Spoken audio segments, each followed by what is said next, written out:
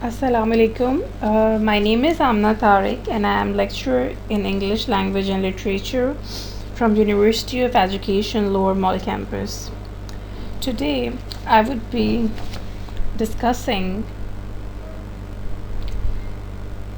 Jane Eyre by Charlotte Bronte, and in this lecture I shall be talking about summary and critical commentary from chapters 17 to 25. So let's start with the objectives of this lecture. So first of all, the objective of this lecture is to give students a general overview of the novel's plot. I assume that most of the students have read this novel already, but if you haven't read the novel, it might be helpful for you to be the part of the discussion. So, second objective is to critically analyze important points from the text to increase cognitive and critical thinking of the students. In order to elaborate critical thinking, I think critical thinking is basically analysis of facts to form judgment, right? So this is the basically analysis that is based on rational, skeptical, unbiased methodology. It is basically an approach that is self-directed, that is self-disciplined, that is self-monitoring, and that is self-corrective as well. So, for example, if I talk about if I talk about a situation, let's suppose a religious dispute, right? And on this religious dispute, there are multiple religious people involved, like Hindus and Muslims and Christians. So, when you are going to analyze a situation, you have to be neutral. You have to leave your religious and national sentiments behind, and you have to be focused, you have to be self corrective, you have to be self disciplined, self directed. This is the only way you can be critical. Okay, then a very important objective of this lecture is to discuss text from different theoretical perspectives. So, according to your level, that is BS2, I have developed. I have developed a lecture according to different theoretical perspective. I shall be discussing this lecture with respect to psychoanalysis. I'll also discuss this with respect to post-colonial theory. I shall also discuss it with respect to feminism. Okay, so the next objective is to highlight different literary techniques used by the author. So author is been using different kind of literary techniques in this novel. So I shall be exploring some of them as well. For example, motif, for example, symbolism, metaphors, extended metaphors, and a lot. Okay, then the next objective is to learn core aesthetics of fiction. So, aesthetics is the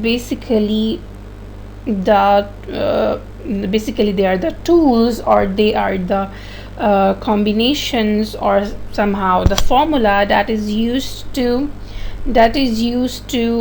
compose a certain fiction. So in this text you will also learn that how the writer is developing his character, the writer is developing his plot, right? Okay, and then in the end, the objective of this lecture is to develop your intellectual independence through analytical activities. So, by the end of the lecture, I'll be giving you people analytical activities, and you people will be solving those activities, and those activities will be totally based on your opinion, right? So, you do not need to agree with me, if you do not need to cram something, you do not need to memorize it and rewrite it, right? So important those things that are important for me as a teacher is that you people are making your own arguments. Okay, so let's start now. So let's start with summary of chapter 17, right? And these are the important events that are taking place in chapter 17. So in this chapter, first we see that Rochester has been gone for a week and Jane is dismayed to learn that he may choose to depart for continental Europe without returning to Thornfield. According to Mrs. Fairfax, he could be gone for more than a year. A week later, however, Mrs. Fairfax received word that Rochester will arrive in 3 days with a large group of guests. While she waits, Jane continues to be amazed by the apparently normal relations the strange, self isolated Grace Poole enjoys with the rest of the staff. And then Jane also overhears a conversation in which few of the servants discuss Grace's high pay, and Jane is certain that she doesn't know the entire truth about Grace Poole's role at Thornfield. Rochester. Then in the scene, we also see that Rochester arrives at last, accompanied by a party of elegant and aristocratic guests, and Jane is forced to join the group but spends the evening watching them from a window seat. Then in this chapter there is entry of Blanche Ingram. So Blanche Ingram is her mother.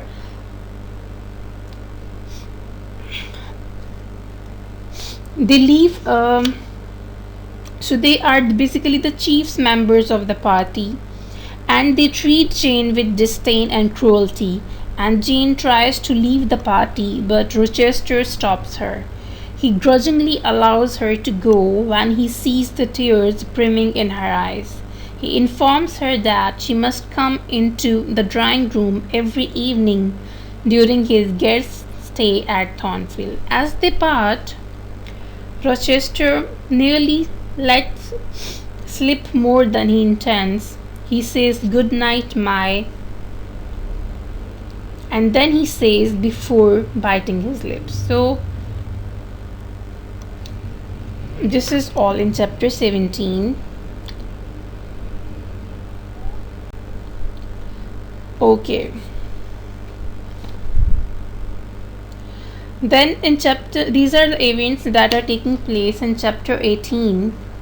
In chapter 18, we see that the guests stay at Thornfield for several days.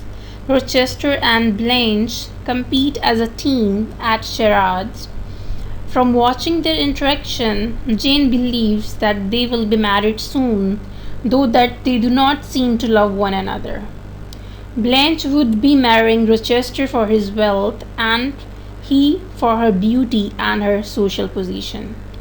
One day in the novel, a strange man named Mr. Mason arrives at Thornfield. Jane dislikes him at once because of his vacant eyes and his slowness, but she learns from him that Rochester once lived in the West Indies, as he himself has done. One evening, a gypsy woman comes to Thornfield to tell the guests fortunes. There, Blanche Ingram goes first, and when she returns from her talk with the gypsy women, she looks keenly disappointed.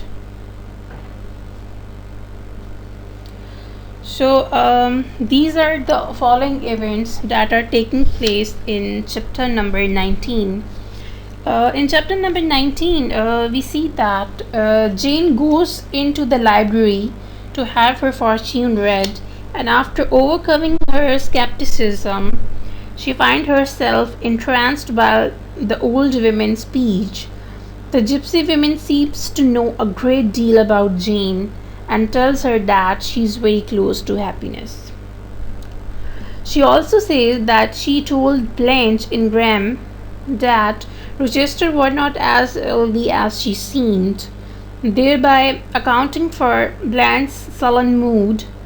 As the woman reads Jane's fortune, her voice slowly deepens, and Jane realizes that Gypsy is Rochester in disguise. Jane reproaches Rochester for tricking her and remembers thinking that Grace Poole might have been the gypsy. When Rochester learns that Mr. Mason has arrived, he looks troubled. Now, these are the important events that are taking place in chapter number 20. The same night, Jane is startled by a sudden cry for help. She hurries into the hallway where Rochester assures everyone that a servant has merely had a nightmare. After everyone returns to bed, Rochester knocks on Jane's door. He tells her that he can use her help and asks whether she is afraid of blood. He leads her to the third story of the house and shows her Mr. Mason, who, who has been stabbed in the arm. Rochester asks Jane to stanch the wound and then leaves, ordering Mason and Jane not to speak to one another. In the silence, Jane gazes at the image of the apostles and Christ's crucifixion that is painted on the cabinet across from her. Here, then Rochester returns with a surgeon, and as the men tend to Mason's wounds, Rochester sends Jane to find a potion downstairs. He gives some of it to Mason, saying that it will give him heart for an hour. Once Mason is gone, Jane and Rochester stroll in the orchard, and Rochester tells Jane a hypothetical story about a young man who commits a capital error in a foreign country and proceeds to lead a life of dissipation in an effort to obtain relief. The young man then hopes to redeem himself and live normally with a wife, but convention prevents him from doing so. He asks whether the young man would be justified in overleaping an obstacle of custom. Jane's reply is that such a man should look to God for his redemption, not to another person. Then, in this chapter, Rochester, who obviously has been describing his own situation, asks Jane to reassure him that marrying Blanche would bring him salvation. He then hurries away before she has a chance to answer. Okay, now let's discuss the major events that are taking place in chapter 21. In chapter 21, Jane has heard that it is a bad omen to dream of children, and now she has dreams on 7 consecutive nights involving babies. She learns that her cousin John Reed has committed suicide and that her aunt, Mrs. Reed, has suffered a stroke and is nearing death. Then, in this chapter, Jane goes to Gateshead where she is reunited with Bessie. She also sees her cousins Eliza and Georgiana. Eliza is plain and plans to enter a convent, while Georgiana is as beautiful as ever.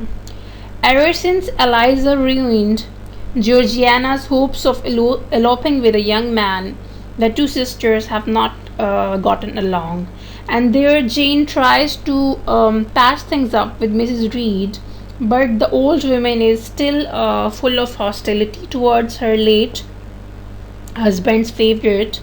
One day, Mrs. Reed gives Jane a letter from her father's brother, John Eyre. He declares that he wishes to adopt Jane and bequeath her his fortune. The letter is 3 years old. Out of malice, Mrs. Reed didn't forward it to Jane, when she received it. In spite of her aunt's behavior, Jane tries to once again to smooth relationship with the dying women, but Mrs. Reed refuses, and at midnight she dies. Okay, now I'm going to discuss critical analysis from chapter 17 to 21. So, first of all, I am going to discuss Jane's situation as an outsider. So, guys, Jane's situation in chapter 17 manifests the uncomfortable position of a governess. Jane is basically who someone who is forced to sit in the drawing room during Rochester's party.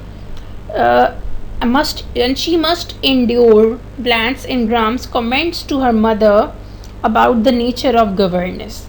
And here in the novel, I am quoting where she says that half of them are detestable and the rest ridiculous and all incubi.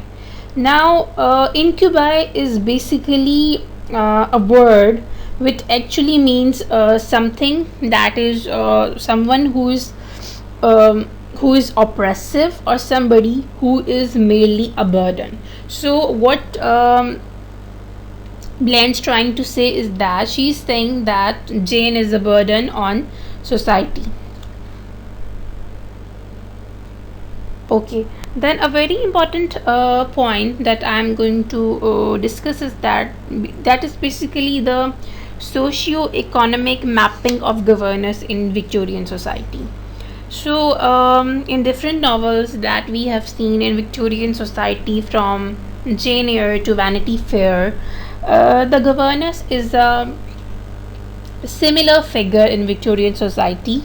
She is also a strange one. Not she's somebody who is not part of the family, yet not quite an ordinary servant. So, a critic whose name is Catherine Hughes, uh, she in her article she focuses on the role and status of the governess in 19th century, right? In her article, she writes that I'm going to mention there. She says that the governess was one of the most familiar figures in mid Victorian life and literature. The 1851 census revealed that 25,000 women earned their living teaching and caring for other women's children.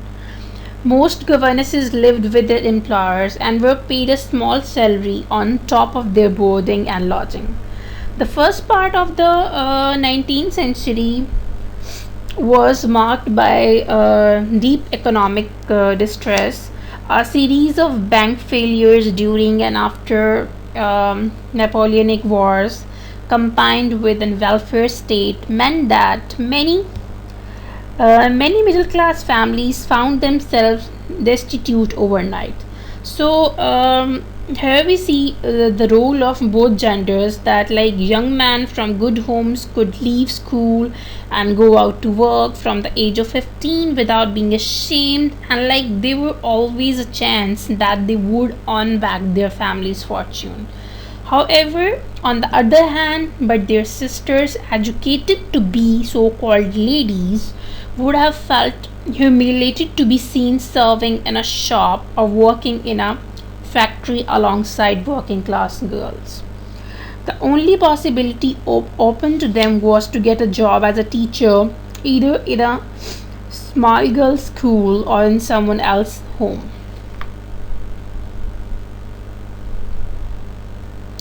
Then, a very important point to see is that at that time, governess was merely considered a status symbol. The upper classes had employed governesses for centuries, but from the beginning of 19th century, the wealthier sections of the middle classes followed suit the same tradition. Employing a governess sent a signal that the lady of the house was too genteel to teach her daughters herself. Just as she employed servants to clean her home, she paid another woman to raise her children. So, hiring a woman for the purpose of becoming a governess, it was a status symbol in this society.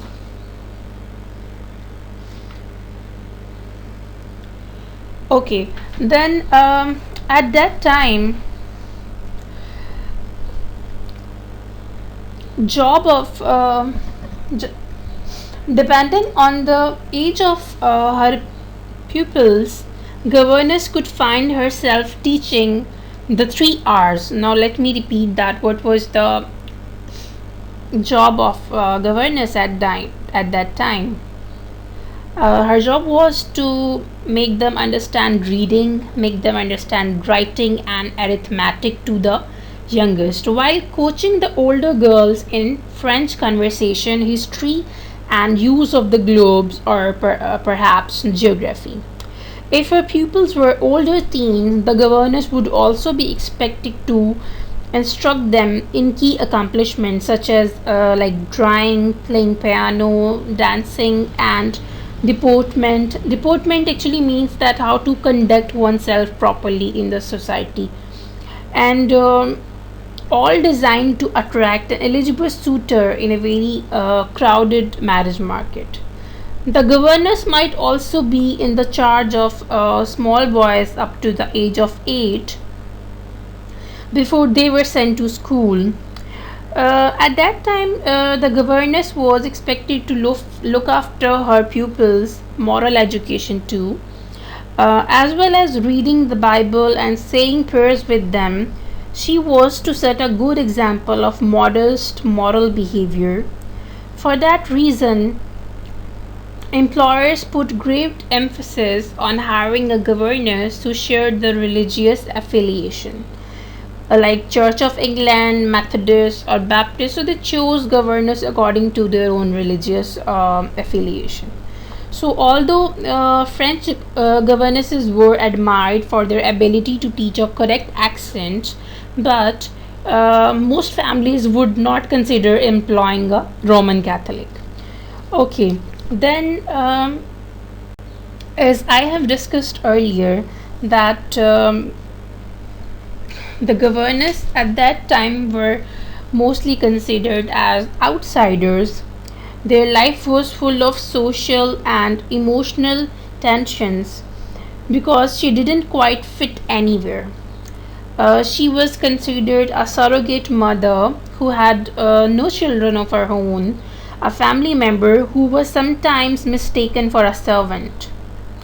My question is that was she socially equal or inferior to her employer? So, this is the question. If the family had only recently stepped up the social scale, perhaps she would consider herself superior, and she was rarely invited to sit down to dinners with her employers, even if they were kind. The servants disliked the governors because they were expected to be deferential towards her, despite the fact that she had to go out to work just like them. The governess often spent the evenings alone, and she was sometimes expected to use schoolroom as her sitting room. Life could feel very lonely for any governess. As I have already discussed, that Charlotte Bronte also she spent her some part of her life as a governess. She writes in her diary that we have some account of her diaries where she writes that she tried to avoid going into her employer's sitting room in the evening because she found it awkward to make conversation with people she didn't know very well. Then it's very important that at that time, there were a lot of social restrictions for a governess. Getting married was one way that the governess might be able to leave her job, but it was hard for her to meet suitable men Female employers often worried that governors might try to marry one of the young gentlemen of the house. Then, for that reason, advice books actually aimed at employers recommended employing plain governors who is not very fashionable. And there were many similar books aimed at the governors too. They were telling her what to teach and how to manage the relationship with her employers. There were certain books at that time which were titled like Mothers and Governors, and then The Complete Governors, a course of mental instruction for ladies. So there were a lot of books about the code of life for governess at that time. Most employers only needed the service of a governess for a few years, which actually meant that she frequently found herself having to look for new situation. Since salaries were so low, there were little chance of saving for illness or retirement. Many governesses found themselves facing poverty in middle age. Then in 1841, the governesses benevolent institution was set up to help some of them with pension, but it was limited. It was not applied on all the states. Okay, then a very important point is that what was the role of governesses, or what was the portrayal of governesses in fiction. When Victorian authors wanted to write a novel about a young woman, it made sense for her to be a governess.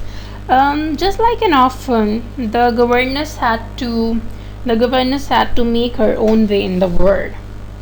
Traveling alone, far from home, with no resources to call upon if things went wrong, her status as a lady allowed her to mix in the best circles. But the fact that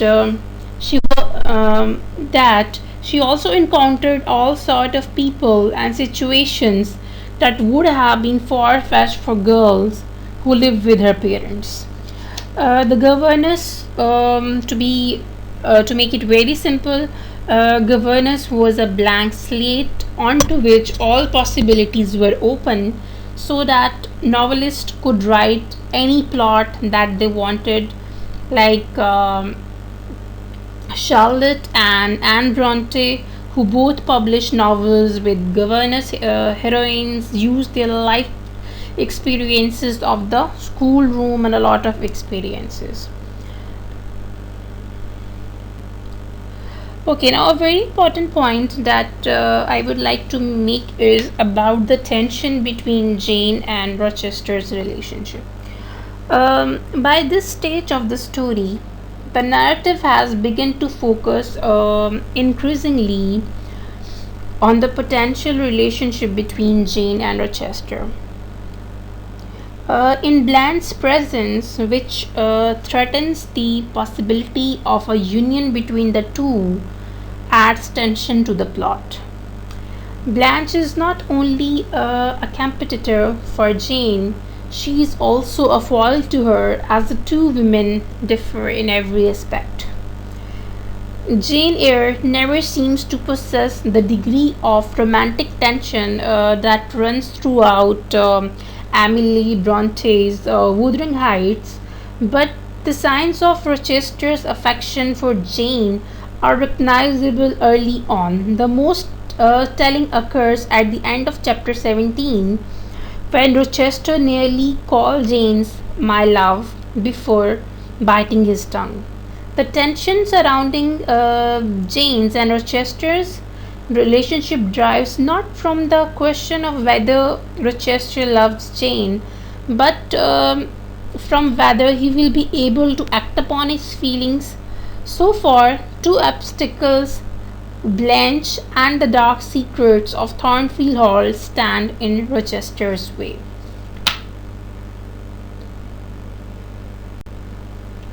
Okay, then again, there are a lot of gothic elements in this section of in these chapters. These obstacles that are mentioned and the potential marriage that they impede um, constitute the romantic plot of Jane Eyre. As in many romances, the norms of society and the protagonist's conflicting personalities must either be changed or ignored in order for marriage to be possible. But here in this novel, Rochester's dark past, most importantly his secret marriage to Bertha, adds a gothic element to the story. Unlike the marriage plot, which leads toward the public communal event of a wedding, the Gothic plot of Rochester's struggle with his own past focuses on Rochester's private conscience. Here we see the physical world of Thornfield Hall reflects his interior state. The house, the landscape, and the Bertha can all be seen as external manifestation of his danger secrets. These gothic elements suggest that story will lead to some sort of death or madness rather than some sort of happy ending or any wedding. Okay, a very important point that I want to discuss in this novel is of motif of disguise. Disguise is a recurrent motif in this novel. Disguised as the gypsy women, Rochester wields an almost magical power over Jane, and the scene reveals how much he controls her emotions at this stage of the novel. He also controls the plot, and then his masquerading as a gypsy woman allows him to overcome the obstacle Blanche poses. Like the game of charades, the group placed earlier, Rochester's disguised appearance suggests his disguised character. Mr. Mason's unexplained wounds, like the earlier mysterious fire in Rochester's room, further the larger Gothic plot that will unfold. By allowing Jane upstairs to see Mason, we see that Rochester seems to be inviting her to help cure the ills inflicted by Bertha, and he attempts for the first time to talk with Jane about his past as they take a walk together following Mason's stabbing. Although he speaks to Jane about his determination to redeem himself, we also see that his reference to a grave error and a dissipation youth suggests that Jane risks great danger, not only by continue to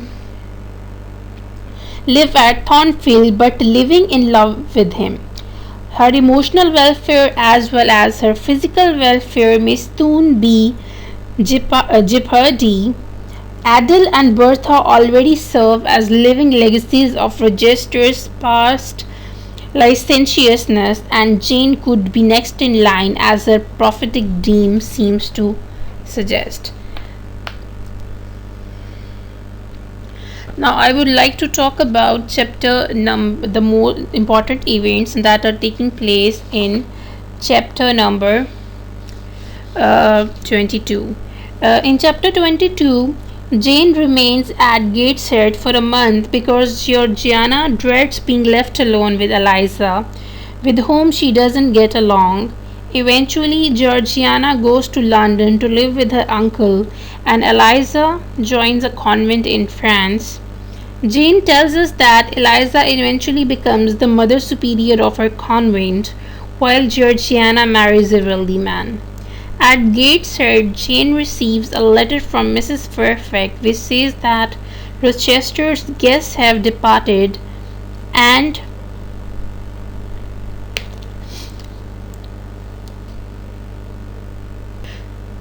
that Rochester has gone to London to buy a new carriage, which for Jane is perhaps a symbol that he is going to get married to Blanche.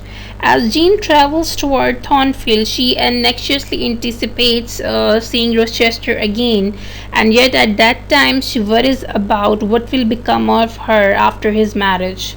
To her to her surprise, at that time she walks from the station at Millcote, and Jane encounters Rochester.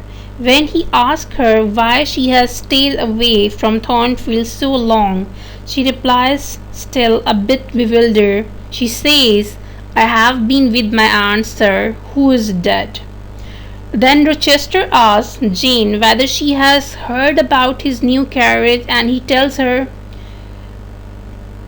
you must see Carrie, Jane, and tell me if you don't think it will suit Mrs. Rochester exactly.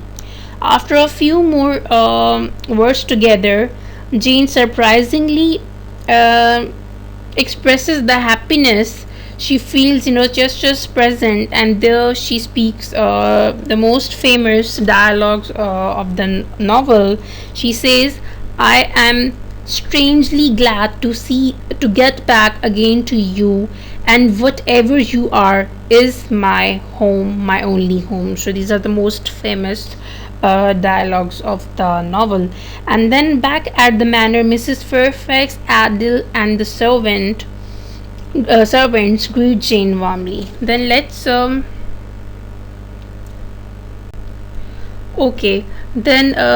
discuss chapter 23. In chapter 23, these are the following events that are taking place. In chapter 23, we see that after a blissful 2 weeks, Jane encounters Rochester in the gardens. He invites her to walk with him, and Jane, caught off guard, accepts. Rochester confides that he has finally decided to marry Blanche Ingram, and tells Jane that he knows of an available governess position in Ireland that she could take.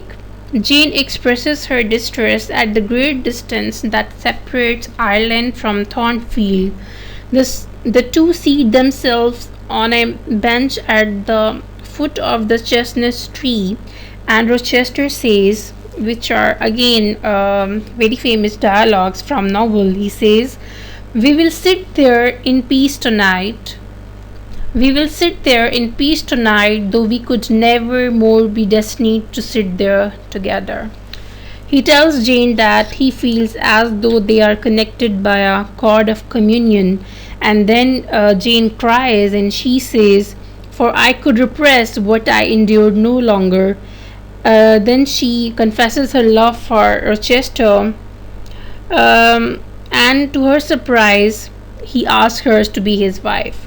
She suspects that he is teasing her, but he convinces her otherwise by admitting that he only brought up Mary Blanche in order to arouse Jane's jealousy.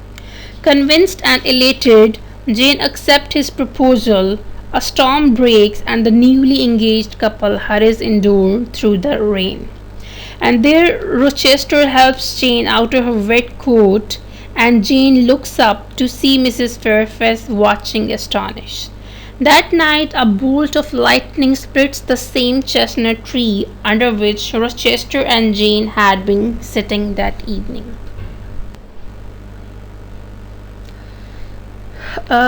Now, chapter 24. These are the important events that are taking place in chapter 24. In chapter 24, we see that preparations for Jane and Rochester's wedding do not run smooth. Mrs. Fairfax treats Jane coldly because she doesn't realize that Jane was already engaged to Rochester when she allowed him to kiss her.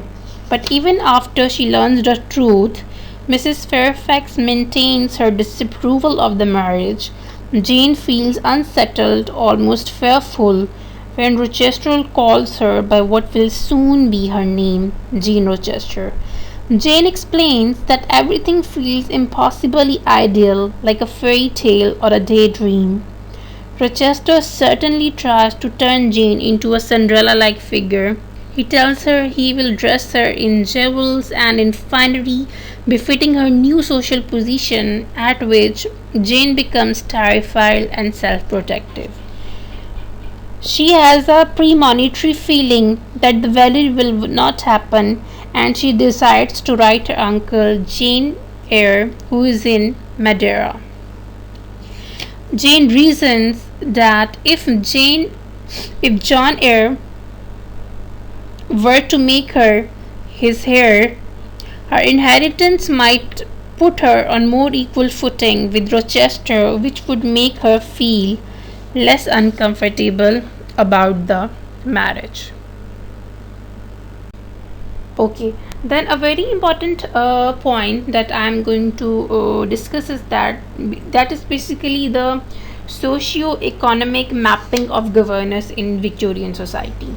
So, in different novels that we have seen in Victorian society, from Jane Eyre to Vanity Fair, the governess is a similar figure in Victorian society. She is also a strange one.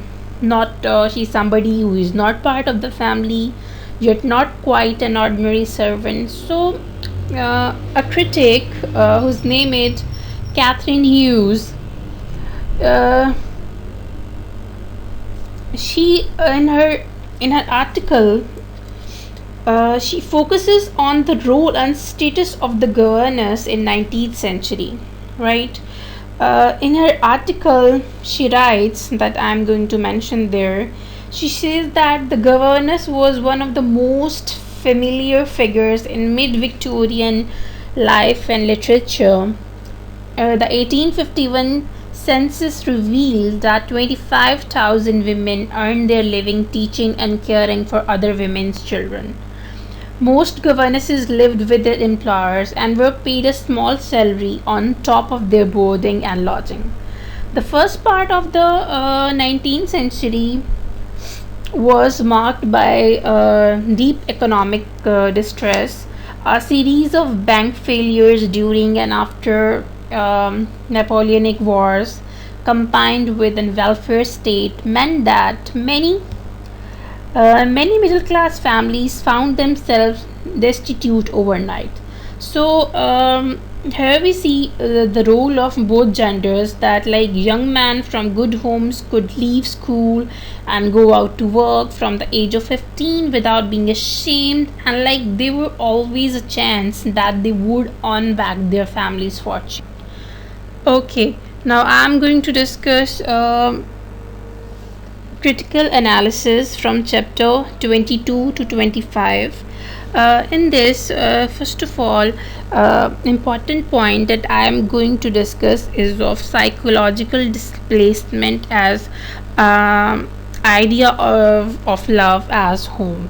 So, Jane is basically a psychologically displaced character who has been homeless all her life.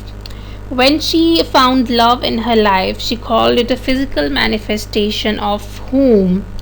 And after her stay at Gateshead, Jane comes to understand fully what Rochester and Thorfinn mean to her.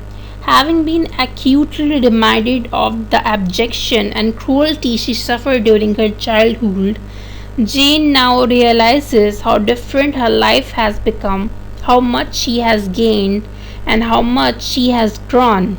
In Rochester, she has found someone she truly cares for. Someone, despite periodic shows of brusqueness, nevertheless continues to admire Jane and care for her tenderly.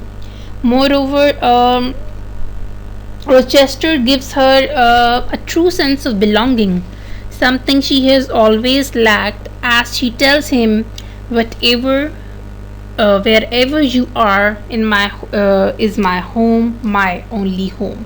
So here, love has become the embodiment of home.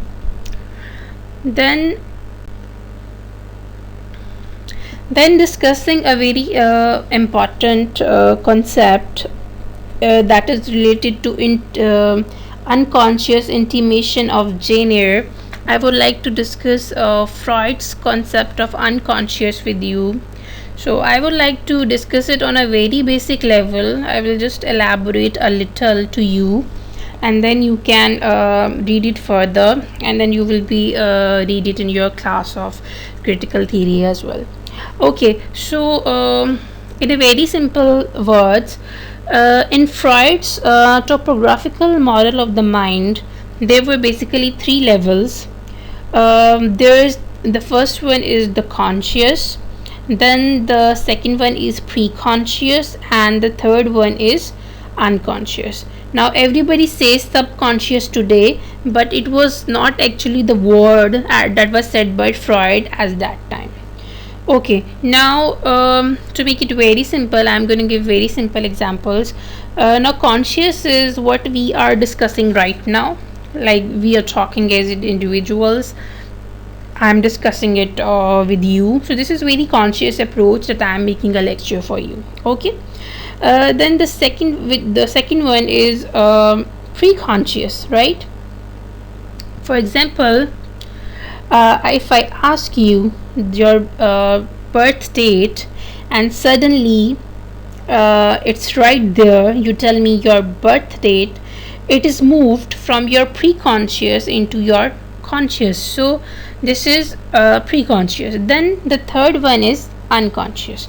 Now this is now the unconscious is a bit tricky concept. Now Freud used the idea of an iceberg to describe it, where just the tip sticks out, which is the conscious and the preconscious, and the bulk of what is going on is unconscious and is submerged below the surface. Okay, so now let's see the model. I hope I can try to elaborate this model to you. I think this is very easy. This is basically the image of iceberg. So iceberg is basically where you see the tip sticks out, however the rest of it is below the surface. So to make it very simple, the part that is visible to you is the conscious one, and that is in between is the preconscious, and the one that is hidden, that is complex, that is perhaps uncanny, about which it's not easy to understand, that is very deep and that is very unpredictable, that is basically unconscious. So I'm making it very simple. So it is my personal belief, and according to the modern researches that I have read, we choose whatever action we choose, it is always unconsciously motivated. The things that we do, the things we think, the things that make us guess something, the sometimes we have a feeling that this thing is going to happen, something is wrong.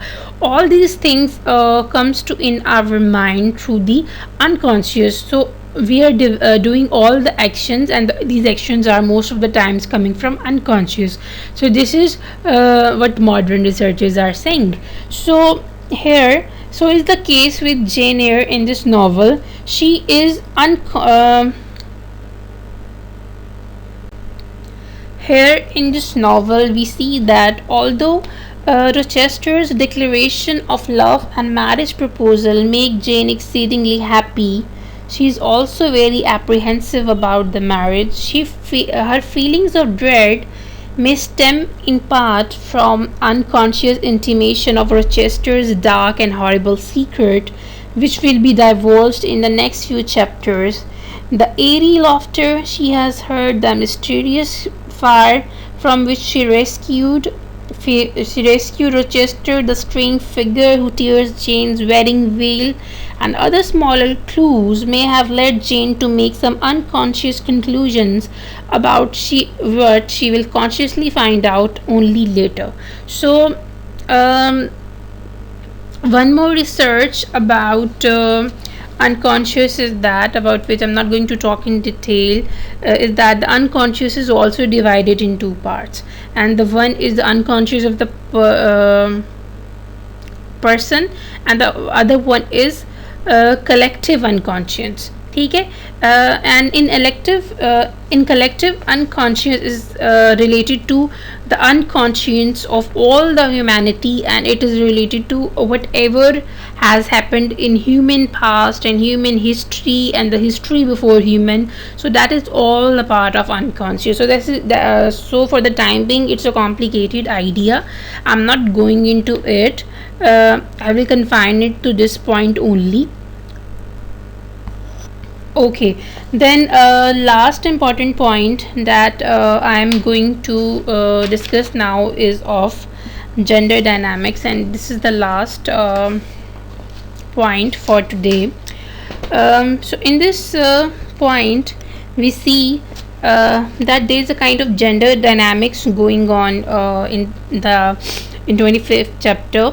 Another possibility is that Jane's misgivings stem from other concerns. She has always longed for freedom and escape, and marrying Rochester would be a form of tying herself down. Jane may worry that the marriage will encroach upon her autonomy and even enforce her submission to Rochester. Not only would the marriage bring her into a relationship of responsibility and commitment to another person, it could cement her into a possibility of inferiority. So Jane's anxiety surfaces when Rochester tries to dress her in feminine finery. She reacts. She reacts when revulsion, noting that she feels like a toy doll.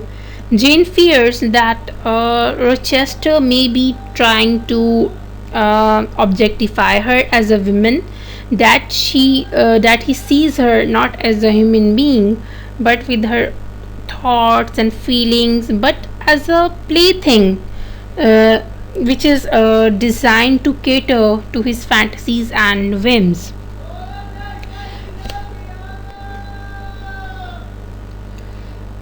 Thus, we see that Jane's feelings and desires for Rochester are tightly bound with her feelings about her social position. She is very much concerned about her social position as a woman and her class.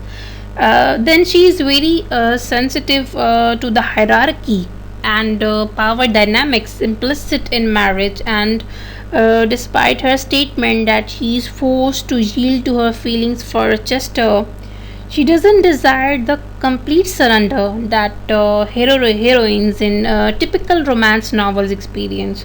So, the storybook, the wedding towards which these chapters appear to lead, cannot succeed because Jane will only be able to occupy the role of wife on her own, but quite on different terms. Okay, now I have mentioned the references from which I have used in this lecture. Okay, now let's discuss that today's activity. First of all, you people are going to read from this novel from chapter 17 to chapter 25. After reading this novel, you people are going to highlight all the dialogues where self-esteem of Jane is compromised because of her profession. Right? This is the second thing you are going to do. First, you are going to read your novel from chapter 17 to 25, and then you are going to highlight all the important lines where self-esteem of Jane is compromised because of her profession. Then after sorry, then after reading the novel and then highlighting these points, you are going to answer this question, and the question is, how does this situation create conflict in Jane and Rochester's relationship? So after this you are going to answer this question. Thank you very much for attending my lecture. Allah Hafiz.